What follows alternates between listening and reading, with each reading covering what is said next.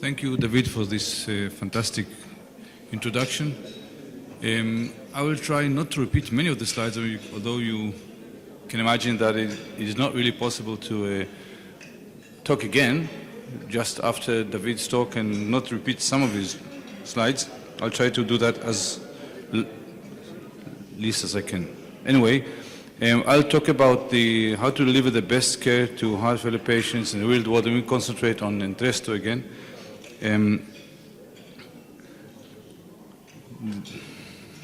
I'll present a case. It is a quite common case. We all have seen those cases all the time. It is 80 years old man that has ischemic cardiomyopathy for a long time. But the last few months he's been reducing his ejection fraction, is worsening. He's gone from a functional capacity 2 to 3 to 3B. He's worsening his functional capacity. He's been hospitalized because of that, because of acute compensated heart failure. In that hospitalization, they did fairly well, and they actually were able to send him back home with some changes in his medications and returned it back to his what was baseline functional class. He has a CRTD. He has moderate pulmonary hypertension. His medications are an Arapil 5 milligrams twice a day, bisoprolol 2.5 two times a day, low dose of furosemide, and a regular dose of spironolactone. His blood pressure is 110/70, pulse 60, mild GVP, liver a little bit enlarged, 3 centimeters, mild renal dysfunction with creatinine 1.4, mild hyperkalemia 5.1, and mild GT increase from normal, suggesting some liver congestion. So I'll do some introduction, and there I'll tackle some facts that relate to the use of Entresto with the age, but the functional class, renal failure, hyperkalemia, doses, then some practical issues when converting from AC or ARB to Entresto. And in the meanwhile, Ofer and Edith, me, no? Somehow. No? לא צריך. I apologize right now for 2 slides that will be in Hebrew. It feels stupid to apologize for 2 slides in Hebrew. Maybe the whole thing in Israel should be in Hebrew, but anyway, we are talking about in international meetings, so there will be 2 slides in Hebrew all along the presentation. So you've seen this slide before. We're talking about the combination of ARNI, and it is a combination of an angiotensin receptor blocker and a prilizine inhibitor, and those are the combination of the drugs, what it causes. They block the inhibition of the vasoconstriction, the elevated blood pressure, they reduce the sympathetic tone, they reduce the aldosterone levels, they reduce fibrosis, reduce hypertrophy by the valsartan, and using the neprilysin inhibitor, which is causes the blockage of the degradation of the MP, BMP, and other vasoactive peptides, and this enhances vasorelaxation, reduction of blood pressure, reduction of sympathetic tone, the aldosterone level, the fibrosis, hypertrophy, and causes natriuresis and diuresis, and we come back to that later. So we've got 2 components, sort of tackle the bad things that happen in the body and augment the good things that happen in the body, and eventually you get some effect that is much more beneficial. Just come back to that bradykinin increase with the use of the neprilysin inhibitor because of the blockage of the degradation of the bradykinin. We'll come back to that later. It will be important. In the guidelines, in the European guidelines, the ARNI was entered in the 1B indication based on the paradigm study, was recommended as a replacement for angiotensin converting enzyme inhibitor to further reduce the risk of heart failure hospitalization and death in ambulatory patients with heart failure and reduced ejection fraction who remain symptomatic despite optimal treatment with AC inhibitor, beta blocker, and MRA. We'll come back again to the issue of symptomatic later on, and then also to reduce the incidence of ventricular arrhythmias. In the American guidelines, they got up completely different, and we much more advanced.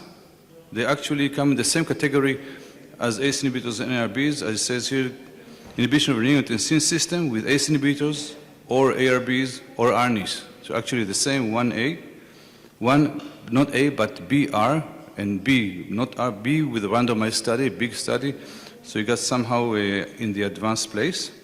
And in patients who remain symptomatic in class 2 or 3, who tolerate ACE inhibitors, BR blockers replacement in order to further improve their morbidity and mortality. So also in those patients who are chronic symptomatic but somehow stable, who do tolerate the other medications, but in order to improve their prognosis and morbidity, you should replace the AC or ARB with ARNI. And of course, you should not use them concomitantly with ACE inhibitor or within 36 hours of the last dose of ACE inhibitor. This is because of the bradykinin. We'll talk about this a little bit later on how you do it. And of course, it should never be used in patients that has ever suffered from angioedema. So this is the sort of the conclusion of the European guidelines back again.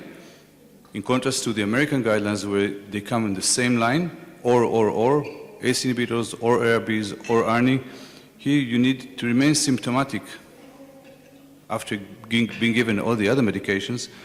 If you remain symptomatic, it's class 1 to go to replace the ACE inhibitors or ARB with ARNI. If Aberdeen got the class 2. But anyway, it is a little bit downgraded in the European guidelines. It is very much high graded in the American guidelines. And we'll see by the end of the talk, by the end of the discussion, where is it now in Israel? Because last Sunday, it has been decided upon. So those are the inclusion criteria. I'd like to a little bit concentrate more about some stuff here. There were patients that were ejection fraction below 40% actually. By the end of the study, they amended it to 35% in order to have more sick patients, but it is indicated for patients with ejection fraction below 40. Functional capacity 2 or 4, we'll talk about that in a moment. Elevated BMP, quite high levels of BMP. They needed to be stable on 1 month of treatment with enalapril, 10 milligrams twice a day, or equivalent dose of ARBs and beta blockers. And MRAs should be considered for those patients that could actually be treated with that.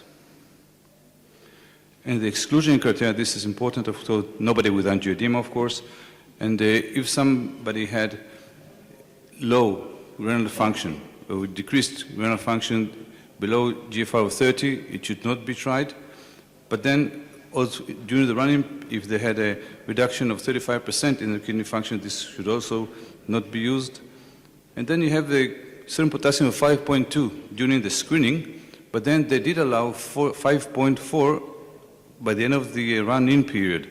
Means the patient that had to begin with a potassium level of 5.4 could be included in the study, could receive the new medication.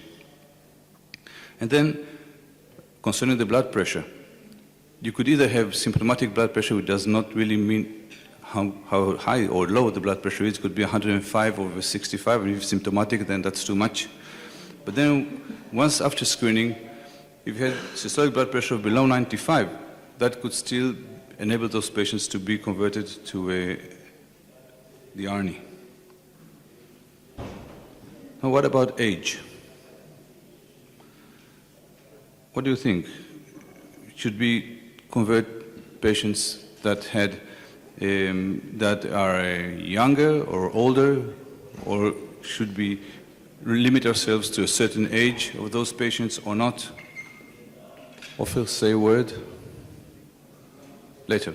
Anyway, the age of the patient was not limited in the study, and the efficacy of the LCZ was not limited to all ages, and as you can see down there,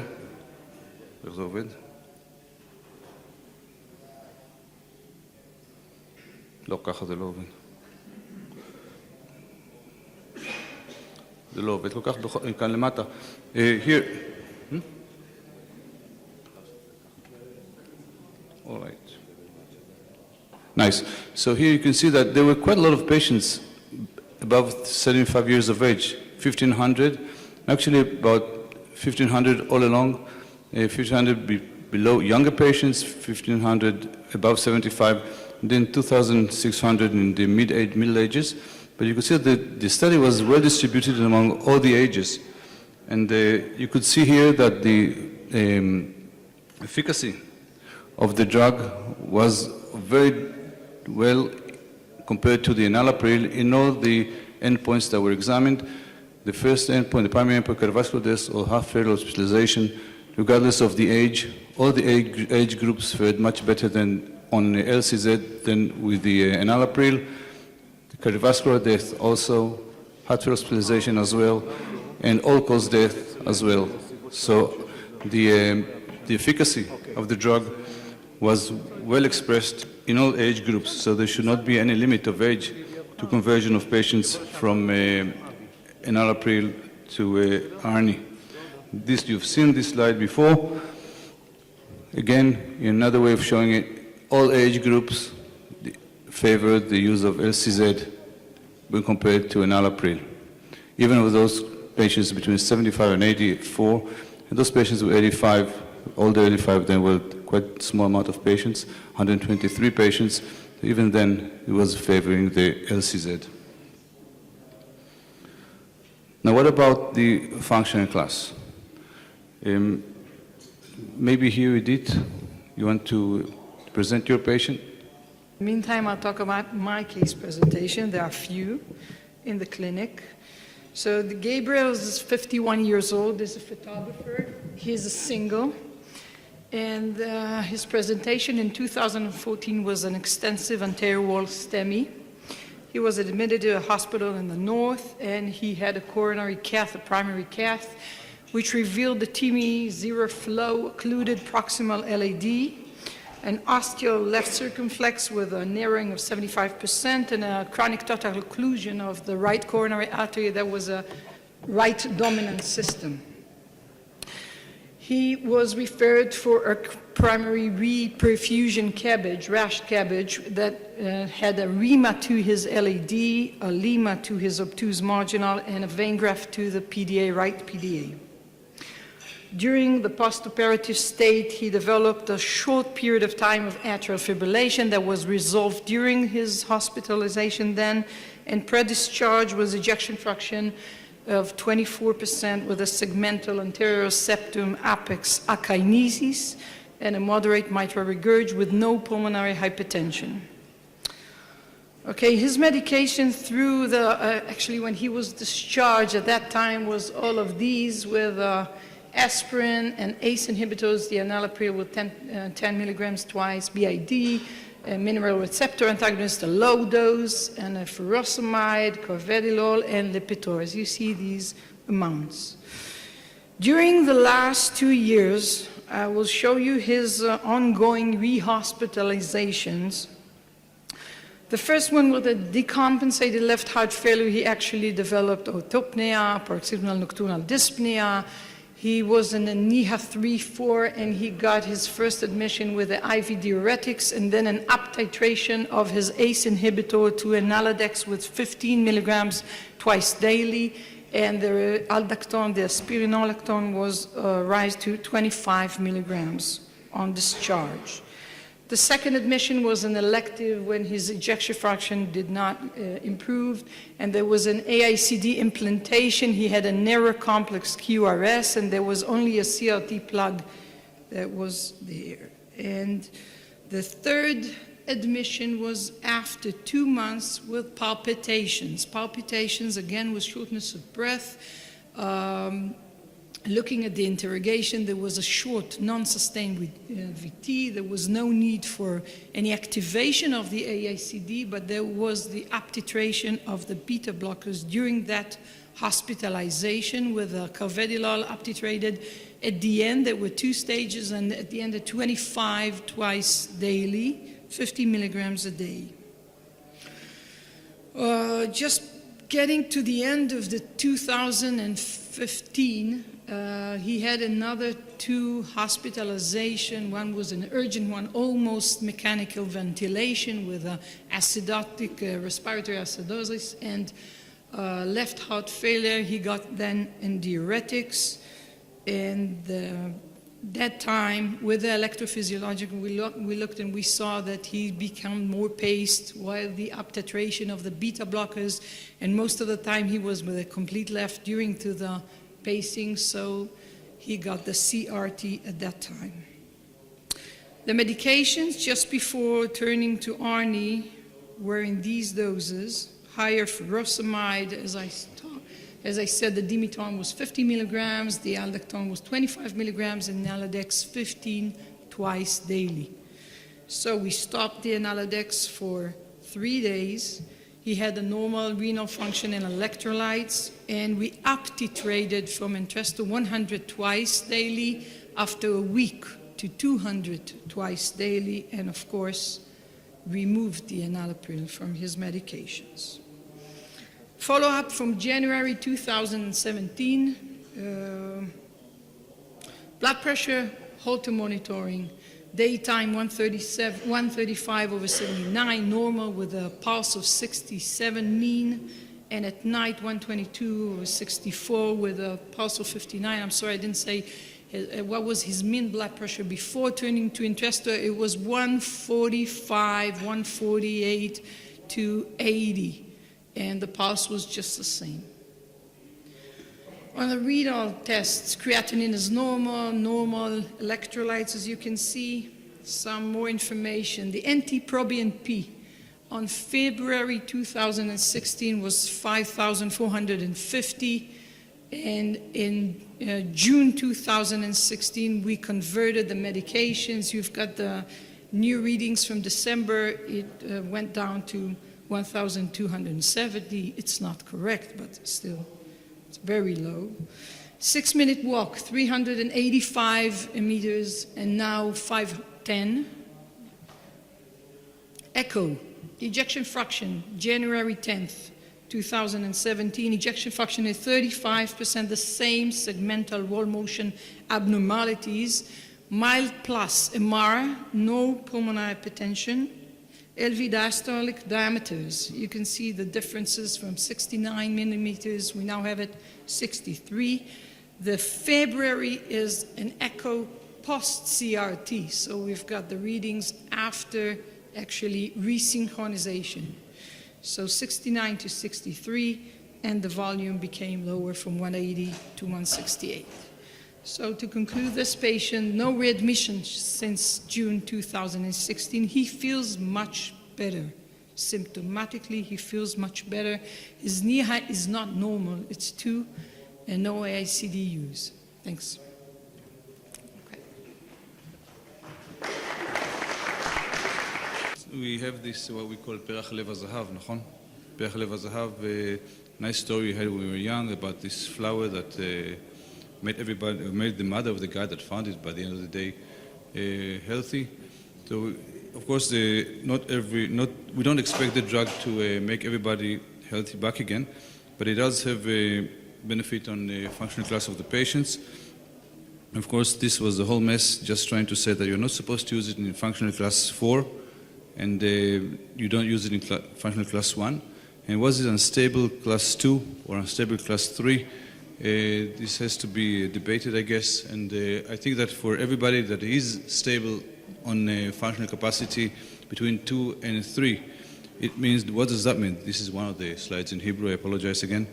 So you say that in class 1 there is no functional disability. In class 2 there is a disability performing moderate to increased exercise. 3 would be small, mild to moderate exercise, and then mild or at rest in 4. And this functional capacity is the New York Association functional class that not address not at all the right heart failure. It is for reduced and preserved ejection fraction, but does not really include patients with right heart failure. So what we do to those patients who are stable, the 75 years old man that is stable on a normal or the ACE inhibitors or ARBs, should you revert them to a ARNI, and apparently from what it looks like now, it would do him better. So for all the functional classes, either 1 or 2 or 3 to 4, this is enlargement from what David showed before. Patients that had were treated with the LCZ fared better than the patients on enalapril. And this was manifested also in the way they perceived their own well-being. With the Kansas City cardiomyopathy questionnaire at 8 months, more of the patients deteriorated on the enalapril than patients on the LCZ. We've seen a lot about renal failure and hyperkalemia before, and I won't go back into that for the sake of time. David has spoken about that before. And we've got the doses of the Entresto. It comes in doses of 50, 100, and 200. And the question is, what dose should we use to treat the patients? Should we do it as in the paradigm study, meaning that you start with get a patient on maximal tolerated doses of ACE inhibitors, and then you switch him to the maximal dose of the Entresto? And I personally don't think so. So what it looks, although we did target higher doses of enalapril in the consensus study, we aimed at 40 milligrams a day, but eventually the study was, in the real life, it was almost 20 milligrams per day, which means that although we targeted higher doses of ACE inhibitors, we never actually reached those higher doses. So this would be some sort of a maybe point to tackle the methodology of the paradigm. But anyway, I think that we should up-titrate the doses of the Entresto the same way we do with enalapril. You don't start enalapril 10 milligrams twice a day. You start 2.5 twice a day, and then you up-titrate slowly. So I guess this is something which you should do also with the Entresto later on. And when you look at the slides that David showed, the study that related to the patients that were required to reduce the dose, so you see that doses were reduced because of hyperkalemia, because of hypotension, and renal dysfunction. And when you take those patients and you try to see how many of those patients were you able to up-titrate the medication, you see that the patients with the Entresto, you were able much more often to up-titrate the medication back despite the renal dysfunction, doing moderate some changes in the medications, in the other medications they're using. And if you take those patients that were able to take the whole dose, or those that had only the reduced dose, of course those that were able to take only the reduced doses fared worse. But I guess this is the reduction, the need to reduce the doses meant that those patients were doing worse, and we see that in the local practice, that patients that eventually you need to go and start reducing the doses because they can tolerate the higher doses, that means their prognosis is getting worse. And in those patients that you had to reduce the dose, those patients that were on the Entresto did much better. You've seen this slide again. I don't want to talk about it again. So I would like at this point to ask Ofer to come and talk a bit about his patient. So we heard a lot about the good stuff of the drug, and I think it is very good new drug to the armamentarium of what we've got now to treat patients with heart failure, but there was a small but to it. Please, Ofer. Thank you very much for the invitation. I don't have any slides, so you will have to be happy with myself talking only. And I would start with a statement that there is an elephant in the room, and the elephant is the approval of Entresto, I think 10 days ago, something like that. And actually, with this entry of Entresto to the daily use for us as cardiologists, there are good news and actually very troubling or very careful issues that need to be taken. The good news is that if you look on the indication that Entresto was approved in Israel, it has been approved in a very, very loose guidelines. Some would say too loose. Actually, what you need to do is to have a patient with a functional capacity between 2 to 4. He needs to be symptomatic with a functional capacity between 2 to 4, as I said. He needs to be symptomatic. And he needs to be on diuretics, beta blockers, and ACE inhibitors / ARB. This is very different from our ESC Godfather guidelines. If you look on the guidelines on the ESC, it's very different. First of all, there are criteria for a minimum BNP and or recent hospitalization due to heart failure. You need to have a patient that is already on some sort of mineralocorticoids. All of these have been abolished in the guidelines. So the entry of Entresto to our usage is great news because it's a great drug.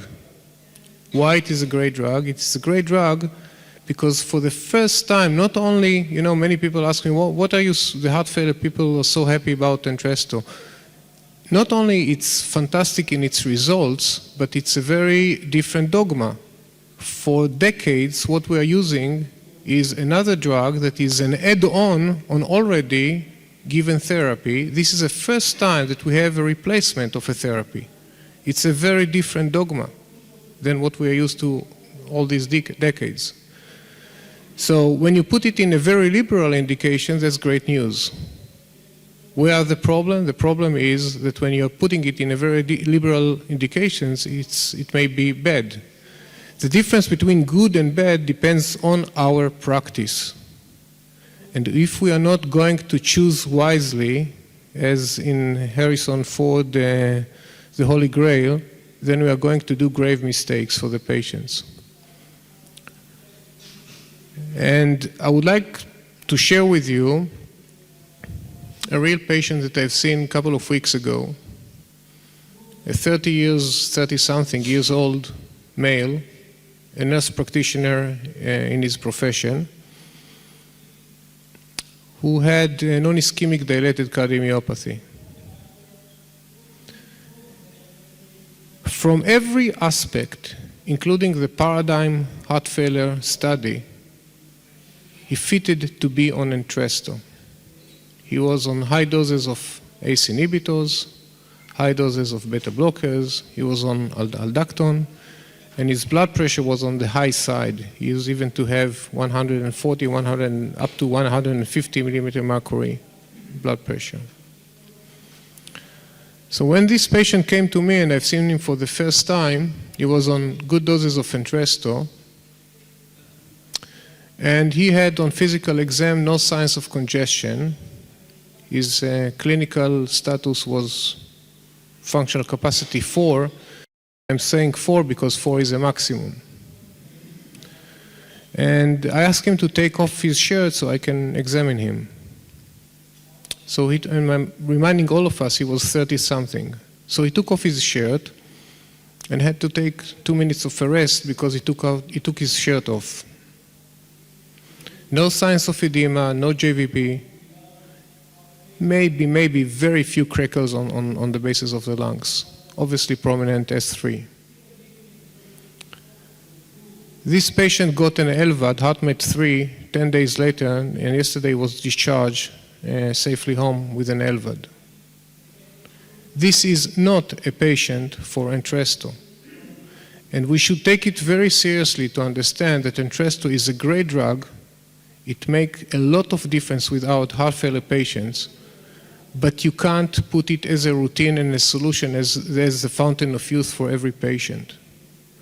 If you look, for example, on the indication, and you look on the paradigm HF, and both David and Tuvia noted it, what does it mean, functional capacity of 4? When you look on the functional capacity of 4 in the paradigm HF, less than 1% of functional capacity 4 was in each arm. I think it was 0.8 and 0.2. David, correct me if I'm wrong with a few percentiles. You can't make a strong conclusion on functional capacity 4 with this issue, even though the statistical numbers looks okay. And sometimes we have to look at the patient and to realize that he may need some more significant efforts than Entresto, or even sometimes CRT, Ivabradine, etc. And he needs, in his advanced phase, to go to a very different and other radical directions. And the last word of caution is, I think, what we need to remember from the RAILS study, when Aldacton was introduced as a very successful drug, and it is a very successful drug in systolic heart failure at least. And what happened is that about, I think, a year later, in Ontario, they took the rails period a year later, and they looked what happened to significant events, complications of hyperkalemia due to aldactone.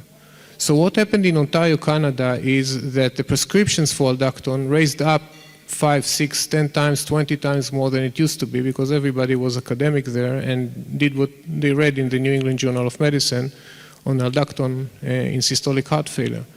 But what happened is that complications such as emergent dialysis, temporary pacemaker for complete AV block, etc., were much higher as a consequence of this usage.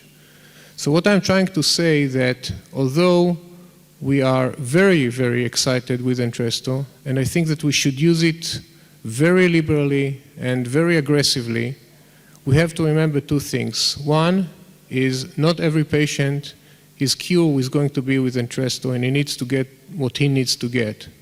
The second is there is always a transfer from clinical study results and situation to real world. And this transfer may be very, very complex, and we have to appreciate the humbleness of what we are doing, and not to say, well, you know, Entresto doesn't affect blood pressure, because it does. Well, no, you know, Entresto is even safer with aldactone than ACE inhibitors as published, and probably it is. So we don't need to check the potassium, etc., etc. We have to treat it very carefully and to appreciate the fact that this is only a beginning of hopefully a very fascinating period. Thank you very much. Thank you. If I will just show one thing in that relationship. I mean, you got to, and that's just to go on with the offers thing, we should use the drug, but not to everybody. It should be the wording of this picture down here on the right says you got to limit your abilities. Limit your abilities, something like that. And I mean, if you cannot, it's not going to fit everybody. Anyway, David will add a few words, please, David.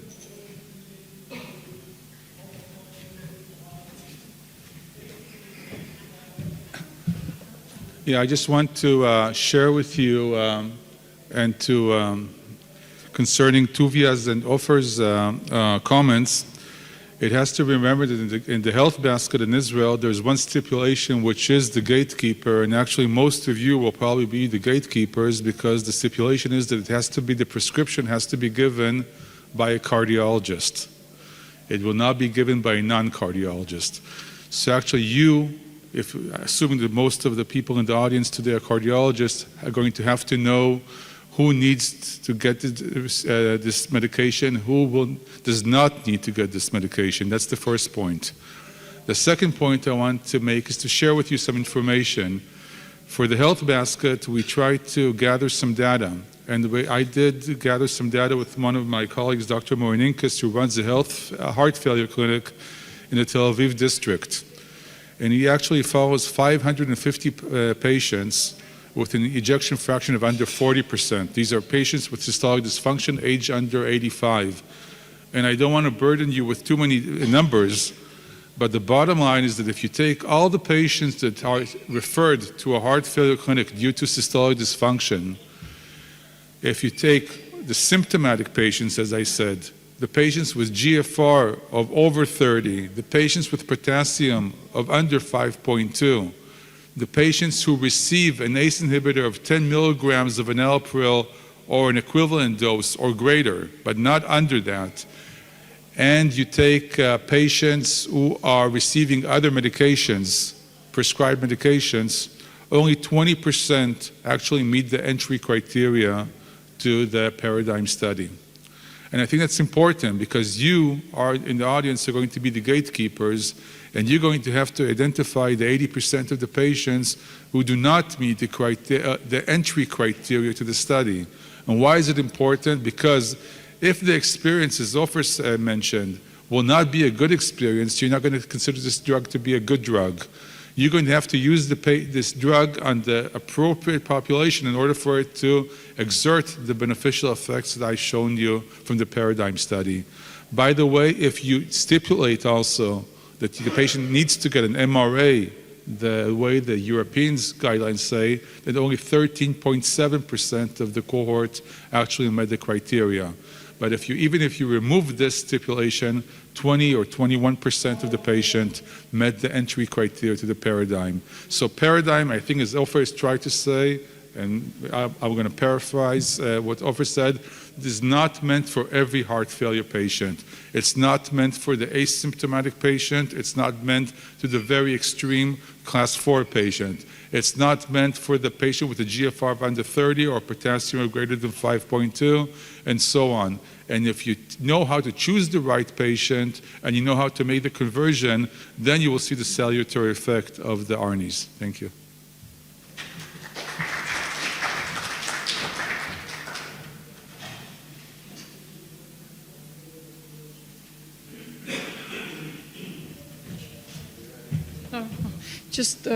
Just another word that I wanted to add, and I totally agree with all my colleagues, but I think there's another thing that we should think about while we have this health basket, because I'm not sure that heart failure clinicians and clinics do see patients with a NIHA 2, and most of them are GP oriented. And if they are stable, but they are NIHA 2, they are symptomatic NIHA 2, they not always see the heart failure specialist. And maybe this is a chance that we now have a new drug in a pharma, that a more educational system will become to explore these patients, and they are the robust patients that enjoy this trial.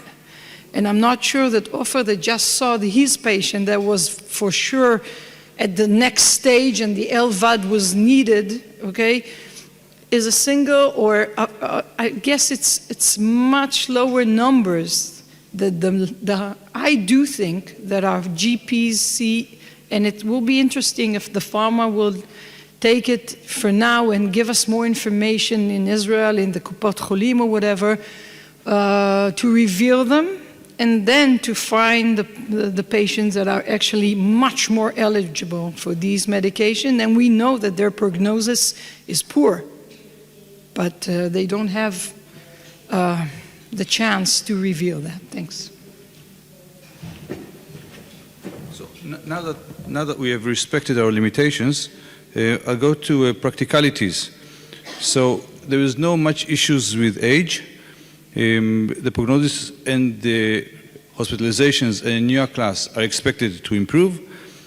Regarding renal failure and hyperkalemia, they are seen less often with the Entresto than with ACE inhibitors, and they're supposed to be a little bit safer. I guess the doses, the Entresto is better than ACE inhibitors in any comparable dose, and then how do you really do the transit from ACE inhibitors to Entresto? Remember the bradykinin we talked about before is elevated in the ARNI and is also elevated in the ACE inhibitors, and this is the cause we think that those two combined together will increase the chances of having angioedema, so you're not allowed to do that. You've got to give at least 36 hours of withdrawal of the ACE inhibitors before you start the Entresto. You could do this bridge using the ARB, so you could go on valsartan, replace the ACE inhibitors with valsartan for a few days, and then change the valsartan to Entresto. This is easily done and safe. I think that you should start with a low dose and up titrate the same way we do with the ACE inhibitors. You're to expect a reduction in the blood pressure, so you might consider reducing the doses of the diuretics, or again start up titrating for a low dose, from a low dose. And those are the indications of the SAL, the basket, as were just published on Sunday. There's a second slide in Hebrew. This is how to use the valsartan, how to use the Entresto in Israel. So it's supposed to be given to patients with a chronic heart failure with ejection fraction below 35, functional capacity 2 to 4. I don't really see any difference between saying functional capacity 2 and saying symptomatic heart failure. This is symptomatic heart failure. You don't need to be unstable class 2, unstable class 3. You say class 3, it means you're symptomatic heart failure. If you class 2, you are symptomatic heart failure. And you've got to be careful with the renal dysfunction. Don't use it when you have too low renal function. And it has to be given in combination with diuretics, beta blockers, and ACE and ARBs. Brr. For a patient that is on ACE inhibitors, ARBs, and beta blockers, not talking about MRAs, and only cardiologist is allowed to give that medication. I think, Jonathan, you had a remark to say, please.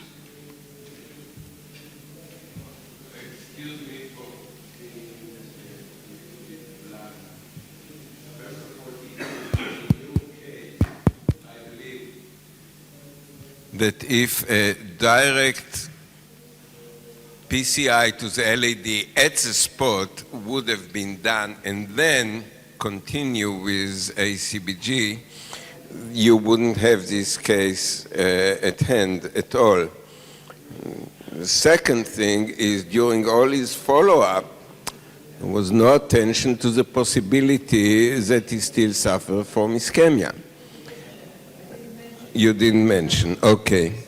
Now, as far as Entresto, and let me give you a little bit insight from behind the curtains, why it was so liberally allowed.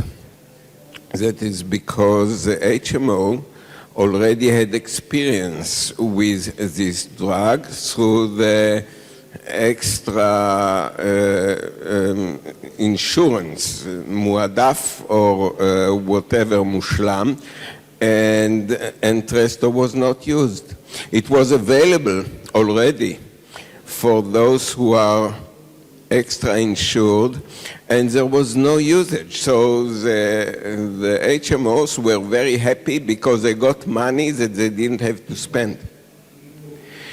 So they couldn't care less, and I believe that is because in the community, family practitioners and even cardiologists would not change medications. They will increase the diuretic dose and usually will not up-titrate medication, certainly not switch to another medication. So we need an extensive work of education in the community to be able to change other medications than diuretics for heart failure patients.